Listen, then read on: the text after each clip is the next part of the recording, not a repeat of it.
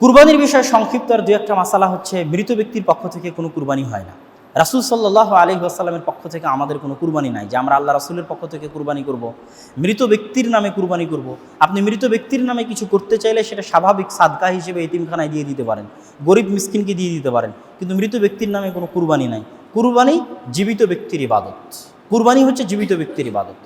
আকিকা এবং কুরবানি এক পশুতে চলবে কিনা, একটাই পশু, তার মধ্যে আমি আকিকাও দিব কুরবানিও দিব, যারা ভাগের পক্ষে তাদের নিকটে হ্যাঁ চলবে।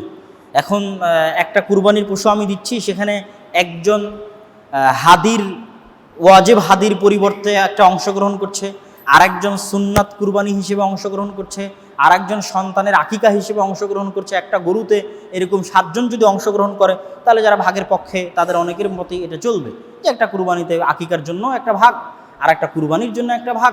একদিনই কুরবানি হচ্ছে 7 জন, তার মধ্যে 2 জন আকিকার জন্য তার 2টা সন্তান জন্মগ্রহণ করেছে, আর বাকি 5 জন হয়তো কুরবানি হিসেবে কুরবানি করতেছে। কিন্তু আমাদের দৃষ্টিতে যদি আমরা জায়েজ বলিও, তারপরেও একটা কুরবানিতে আকিকা অংশগ্রহণ করবে বা একটা আকিকার সাথে কুরবানি অংশগ্রহণ করবে, এটা আমাদের দৃষ্টিতে উচিত নয় বা করা ঠিক নয়। বরং আকিকার জন্য আলাদা জবেহ করবে, যদিও আজকে কুরবানির দিন তার 7 দিনের দিন হয়, সে আলাদা কুরবানি করবে এবং আলাদা আকিকা দিবে। যেহেতু আমি আগেই বলেছি যে ওই বাচ্চার আত্মা মুরতাহান, বন্ধক আছে একটা নাফসকে আপনি মুক্ত করবেন, আর একটা পূর্ণ নাফসের বিনিময়ে মুক্ত হওয়া উচিত। যেটা ইব্রাহিম আলাইহিস সালাম ফাফাদাইনাহু বিযিবহিন আযীম, তার সন্তানকে মুক্ত করেছেন একটা পূর্ণ নাফস দিয়ে। এবং আগের যুগে একটা পূর্ণ কুরবানি আল্লাহর দরবারে আগুন এসে, আল্লাহর দরবার থেকে আগুন এসে পুড়ে সেই কুরবানিটা কবুল বলে গ্রহণযোগ্য হতো। সুতরাং একটা কুরবানিতে আকিকার অংশগ্রহণ করা উচিত নয়, বা একটা আকিকায় কুরবানিতে অংশগ্রহণ করা উচিত নয়। আর কুরবানির বিষয়ে গোস্ত বন্টন করার বিষয়ে রাসূল সাল্লাল্লাহু আলাইহি ওয়াসাল্লামের পক্ষ থেকে খোলা অনুমতি আছে। তোমরা খাও, খাওয়াও, জমা রাখো। আমরা খাবো, আমরা জমা করব এবং আমরা মানুষকে খাওয়ানোর জন্য দিব, তাদের মানুষকে অংশগ্রহণ করাবো। এখানে আরেকটা কথা মনে রাখতে হবে যে কিছু মানুষ আছে যারা বলে যে বন্যার্তদের জন্য আপনি কুরবানি না করে কুরবানির টাকাটা বন্যার্তদেরকে দিয়ে দেন, যেটা বাংলাদেশের সেকুলার গোষ্ঠী থেকে বলা হয় কুরবানিকে অনুৎসাহিত করার জন্য। এটা খুব একটা খারাপ এবং জঘন্য কথা। বরং আপনি তাদের কাছ থেকে, ওই বন্যার্ত এলাকা মানুষের কাছ থেকে কুরবানি কিনে তাদের যেমন উপকার করতে পারবেন, ওই কুরবানির গোস্ত বন্টন করে তেমন তাদের উপকার করতে পারবেন। দুইটা তাদের উপকার করতে পারবেন। তাদের যে গরু আছে, ছাগল আছে, তাদের বাড়ির থেকে যদি আপনি কিনেন, তাদের অর্থনৈতিক লাভ হলো, ওই কুরবানিটা আবার বন্টন করে তাদেরকে দিয়ে দিলেন, তাহলে তাদের গোস্ত খাওয়া হলো। ইসলামের ইবাদতগুলো এতটা সামাজিকতার সাথে সম্পৃক্ত, এই যে কুরবানিকে লক্ষ্য করে কোটি কোটি টাকা মানুষের হাত থেকে বের হচ্ছে, আর এক মানুষের হাতে চলে যাচ্ছে। এই যে অর্থনৈতিক ফ্লো, এই অর্থনৈতিক ফ্লো দেশ, জাতির, সমাজের সামগ্রিক অর্থনৈতিক উন্নয়নে অবদান রাখে। কত খামারি তার গরু বিক্রি করে টাকা ইনকাম করছে, বড় বড় যারা ধনী মানুষ তাদের পকেট থেকে টাকা বের হয়ে বাজারে যাচ্ছে। একদিনে, এক সপ্তাহে কোটি কোটি টাকা লেনদেন হচ্ছে সারা বাংলাদেশে। এটা সামগ্রিকভাবে একটা সামাজিক উন্নয়ন, একটা অর্থনৈতিক উন্নয়নের মাপকাঠি বহন করে। কুরবানির দিনের সবচেয়ে বড় সুন্নাত হচ্ছে আমরা কুরবানির দিন না খেয়ে ঈদের সালাতের উদ্দেশ্যে আসবো। রাসূল সাল্লাল্লাহু আলাইহি ওয়াসাল্লাম না খেয়ে ঈদের সালাতের উদ্দেশ্যে আসতেন এবং ঈদের সালাত সম্পূর্ণ করে বাড়িতে গিয়ে কুরবানি করে সেই কুরবানির গোস্ত দিয়ে রাসূল সাল্লাল্লাহু আলাইহি ওয়াসাল্লাম, ওটাকে আমরা সিয়াম বা রোজা বলবো না, কিন্তু ওই কুরবানির গোস্ত দিয়ে রাসূল সাল্লাল্লাহু আলাইহি ওয়াসাল্লাম তার কুরবানির দিনের আনন্দটা তিনি শুরু করতেন। এবং কুরবানির দিনের সবচেয়ে বড় আনন্দ বা ঈদের দিনের সবচেয়ে বড় আনন্দ খাওয়াই। জিকির আজকার তো আছেই, খাওয়াও একটা বড় আনন্দের অন্তর্ভুক্ত। এই জন্য ঈদের দিন যেমন সিয়াম রাখা হারাম, ঈদের পরবর্তী 3 দিন কুরবানির সময় সিয়াম রাখা হারাম। কি জন্য? এই আনন্দটা আল্লাহ সুবহানাহু ওয়া তাআলা দিয়েছে আমাদের খাদ্যের জন্য, খাবারের জন্য। আর যদি আপনি এই 10 দিন সিয়াম পালন করেন, যে 10 দিন আল্লাহ সুবহানাহু ওয়া তাআলা এবং রাসূল সাল্লাল্লাহু আলাইহি ওয়াসাল্লামের সুন্নাত অনুযায়ী আরাফা সহ আমরা সিয়াম পালন করছি, এই 9 দিন, এই 9 দিন যদি আপনি সিয়াম পালন করি, তাহলে কুরবানির দিন থেকে পরের 3 দিন খাদ্য গ্রহণ করে বেশি আনন্দ পাবে, বেশি মজা পাবে। মানে ইসলামের প্রত্যেকটা হুকুম আহকাম মানুষের মানসিকতার সাথে 100%, 100% মেন্টালি কানেক্টেড। যে আমি 9 দিন না খেয়ে থাকলাম, কুরবানির দিন জবাই করলাম, কুরবানির গোস্ত তারপরের 3 দিন খেলাম, আমার এই 9 দিন না খেয়ে থাকার কারণে আমার ওজন কমে গেল, আমার চর্বি কমে গেল, আমার পেট ক্লিয়ার থাকলো। আমি যদি পরবর্তী 3 দিন খাই, তাহলে আমার কোনো পাতলা পায়খানা, পেট খারাপ হওয়া কোনো সমস্যা হবে না। কিন্তু আমি এই 3 দিন সিয়াম না রাখে এই 9 দিনও পেট ভরে খেতে থাকলাম, ঈদের দিন ঈদের পরের 3 দিনও পেট ভরে খেতে থাকলাম, এটাও তখন আমার স্বাস্থ্যের জন্য ক্ষতিকর হতে পারে। এই জন্য ইসলামের প্রত্যেকটা হুকুম আহকামের সাথে মানুষের মানুষের মানসিক কানেকশন অনেক ওতপ্রোত এবং গভীরভাবে জড়িত। তো আল্লাহ সুবহানাহু ওয়া তাআলা আমাদের সকলকে, আর যে আমাদের একটা দিন আছে, যেমন আগামীকাল, যেমন আমি নিজে আমার ব্যক্তিগত আমি মনে করি যে আগামীকালকে আমাদের আরাফার সিয়াম রাখা উচিত। যারা আজকে রেখেছেন আল্লাহ সুবহানাহু ওয়া তাআলা তাদেরকে আরাফার সিয়ামের নেকি দান করুক। স্বাভাবিকভাবেই তো 9 দিন সিয়াম রাখা উচিত, সেই হিসেবে আমরাও সিয়াম আছি। তবে যারা মনে করছেন আগামীকাল সিয়াম রাখবেন তারা অবশ্যই আগামীকাল সিয়াম রাখবেন। যারা আজকে আরাফার সিয়াম রেখেছেন তারাও আগামীকাল সিয়াম রাখবেন 9 দিন হিসেবে, যেহেতু এই পুরো 9 দিন রাসূল সাল্লাল্লাহু আলাইহি ওয়াসাল্লামের সিয়াম রাখার হাদিস পাওয়া যায় এবং অনেক ফজিলতপূর্ণ দিন।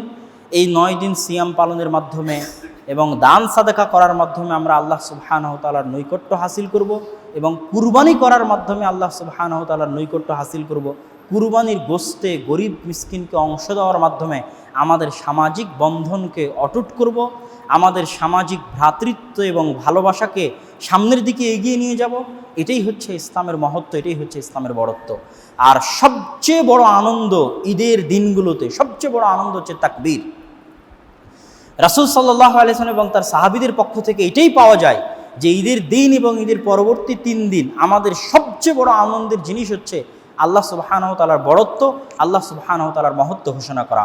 আল্লাহু আকবার, আল্লাহু আকবার, লা ইলাহা ইল্লাল্লাহ, আল্লাহু আকবার ওয়ালিল্লাহিল হামদ।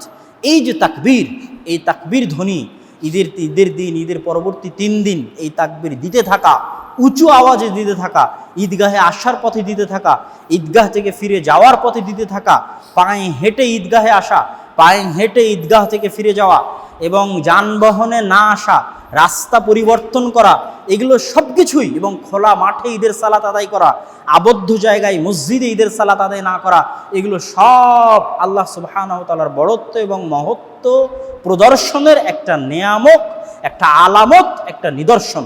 অতএব আমাদের সবচেয়ে বড় আনন্দ হতে হবে ঈদের দিন যেন আমরা আল্লাহ সুবহানাহু ওয়া তাআলার বড়ত্ব মহত্ব ঘোষণা করার জন্য পায়ে হেঁটে রাস্তা পরিবর্তন করে ঈদের মাঠে আসা, পায়ে হেঁটে রাস্তা পরিবর্তন করে ঈদের মাঠ থেকে ফিরে যাওয়া, মুখে আল্লাহ সুবহানাহু ওয়া তাআলার বড়ত্ব এবং মহত্ব ঘোষণা করতে থাকা। আর সবচেয়ে বড় নাসিহা যেটা আমার এবং আপনাদের জন্য থাকবে ঈদের দিনকে লক্ষ্য করে, সেটা হচ্ছে ঈদের দিন আল্লাহর দেওয়া আনন্দের দিন। কদ আবদালাকুমুল্লাহু বিহিমা খায়রাম মিনহুমা, আল্লাহ সুবহানাহু ওয়া তাআলা দিয়েছেন তোমাদেরকে এই 2টা দিন আনন্দ করার জন্য। আপনি অন্য দিনে যদি অবৈধ পন্থায় আনন্দ উদযাপন করেন তাহলে যে গুনাহ হবে, ঈদের আনন্দ যদি আপনি হারাম উপায়ে করেন তার চেয়ে ডবল গুনাহ হবে। একে তো আপনি এই জিলহজ মাসের এই 10 দিনের সম্মান নষ্ট করলেন, ইয়াউমুন নাহার ঈদের দিনের সম্মান নষ্ট করলেন, ইয়াউমুল হাজ্জিল আকবার হজ বড় হজের দিনের সম্মান নষ্ট করলেন, এবং পরবর্তী 3 দিন, যেই 3 দিনও মানুষ কুরবানি করতে পারবে, আল্লাহর তাকবীর পাঠ করতে পারবে, ওই আনন্দের দিনগুলোর আপনি সম্মান নষ্ট করলেন। এই যে সম্মান নষ্ট করা, যেমন হারামের এরিয়ার একটা সম্মান আছে, হারামের এরিয়ার মধ্যে যেমন গাছ কাটা নিষেধ, হারামের এরিয়ার মধ্যে যেমন প্রাণী শিকার করা নিষেধ, ওই হারামের এরিয়ার একটা সম্মান আছে। মক্কার হারামের এরিয়া, মদিনার হারামের এরিয়ার একটা সম্মান আছে। ওই এরিয়ার মধ্যে যদি কেউ গুনাহ করে তাহলে ওই এরিয়ার বাইরে গুনাহ করলে যা গুনাহ হবে তার চেয়ে ডবল হবে। ঠিক তেমনি আমরা যেই দিনগুলোতে অবস্থান করছি এগুলো সম্মানিত দিন, এগুলো হারাম দিন, হারাম মাস। 4টে মাস আল্লাহ সুবহানাহু ওয়া তাআলা হারাম করেছে। হারাম মানে সম্মানিত, নিষিদ্ধ এরিয়া। বড় কোনো এরিয়ায় নিষিদ্ধ হয়। প্রধানমন্ত্রীর বাসভবন নিষিদ্ধ এরিয়া, সংসদ ভবন নিষিদ্ধ এরিয়া, সবার জন্য প্রবেশ জায়েজ নয়। সম্মানিত জিনিস, এই 4টে মাস সম্মানিত, এই জন্য এই 4টে মাসে যুদ্ধ বিগ্রহ নিষিদ্ধ। আশহুর মালুমাত 4টে মাস, তার মধ্যে হজের সাথে এই 3 মাস পর পর, আর ওইদিকে হচ্ছে রজব মাস। তাহলে এই পরপর 3 মাস হচ্ছে হারাম মাস, তার মধ্যে যুলহিজ্জা সবচেয়ে। এই হারাম মাসের মধ্যে আমরা অবস্থান করছি, শ্রেষ্ঠ 10 দিনের মধ্যে আমরা অবস্থান করছি। এই হারাম মাসের মধ্যে শ্রেষ্ঠ 10 দিনের মধ্যে ঈদের আনন্দের মধ্যে মুসলমানের সন্তান হয়ে যদি প্রকাশ্যে গান বাজনা করে আনন্দ উদযাপন করে, বেহায়াপনা বেলিল্লাপনা করে আনন্দ উদযাপন করে, তাহলে এর চাইতে বড় অপমানের আল্লাহ সুবহানাহু ওয়া তাআলার শাআয়ের, এগুলো এক একটা আল্লাহর শাআর, শাআইরুল্লাহ, আল্লাহ সুবহানাহু ওয়া তাআলার শাআর, চিহ্ন পৃথিবীবাসীর জন্য। শাআইরুল ইসলাম, ইসলামের শাআর, ইসলামের চিহ্ন, আলামা। অনেক ইবাদত আছে যেগুলো আপনি হুকুম দিয়ে বাস্তবায়ন করতে পারবেন না। দাড়ি রাখা কি? দাড়ি রাখা ফরজ, সুন্নাত, ওয়াজিব, নফল, কি হুকুম দিবেন? সবচেয়ে বড় হুকুম হচ্ছে দাড়ি রাখা, শিআরুল ইসলাম। এটা চিহ্ন মুসলমানদের, যে মুসলমানেরা দাড়ি পরিধান করবে, দাড়ি তাদের থাকবে, এটা তাদের চিহ্ন। যেমন মুসলমানি করা, আপনি কি বলবেন মুসলমানি করাকে? ছোট বাচ্চার যে আপনি মুসলমানি করাচ্ছেন, কি ফরজ, নফল, সুন্নাত, ওয়াজিব না, শিআরুল মুসলিমিন, মুসলমানদের শিআর, চিহ্ন, আলামা। এইরকম শাআয়ের, ইসলামের বড় বড় যে শিআরগুলো আছে, চিহ্নগুলো আছে, সেগুলো হচ্ছে যেমন আরাফার দিন, মুজদালিফার মাঠ, মিনার মাঠ, সাফা মারওয়া, ইন্না সাফা ওয়াল মারওয়াতা মিন শাআইরিল্লাহ, সাফা মারওয়া হচ্ছে আল্লাহর চিহ্ন। ঈদের দিন, দুই ঈদের দিন, শাআইরুল্লাহ, আমরা যে কুরবানি করছি, শাআইরুল্লাহ। এই যে আল্লাহ সুবহানাহু ওয়া তাআলার দেওয়া শিআর, চিহ্নগুলো ইসলামের ব্যাপকভাবে সারা পৃথিবীব্যাপী গ্লোবালাইজেশনের যে আলামতগুলো, মুসলমানেরা পৃথিবীতে বেঁচে আছে, টিকে আছে। ইসলাম নিজে ধর্ম হিসেবে সবচেয়ে ভয়ঙ্কর বিশ্বায়নে বিশ্বাসী, অ্যাজ এ রিলিজিয়ান সবচেয়ে ভয়ঙ্কর বিশ্বায়নে বিশ্বাসী। আপনি বলছেন ইসলামের রাজনীতি নিষিদ্ধ, ইসলামের রাজনীতি বাদ দেন, ইসলাম নিজেই সবচেয়ে বড় রাজনীতির মাধ্যম, সবচেয়ে বড় রাজনীতি ইসলাম নিজেই। এই যে সারা পৃথিবীর মানুষ কুরবানি করবে, সে আর ভারতে হিন্দুরা কেন গরু কুরবানি করতে দিচ্ছে না? সে আর ঘরে ঘরে মসজিদ তৈরি হচ্ছে, মানুষ 5 ওয়াক্ত সালাতে যাচ্ছে, ইউরোপ আমেরিকায় মসজিদ তৈরি হচ্ছে, 5 ওয়াক্ত সালাতে যাচ্ছে, এই মসজিদ শিআর, চিহ্ন। মানে ইসলামের গালাবা, বিজয়ের আলামা, এমনভাবে ইসলামকে সাজানো আছে।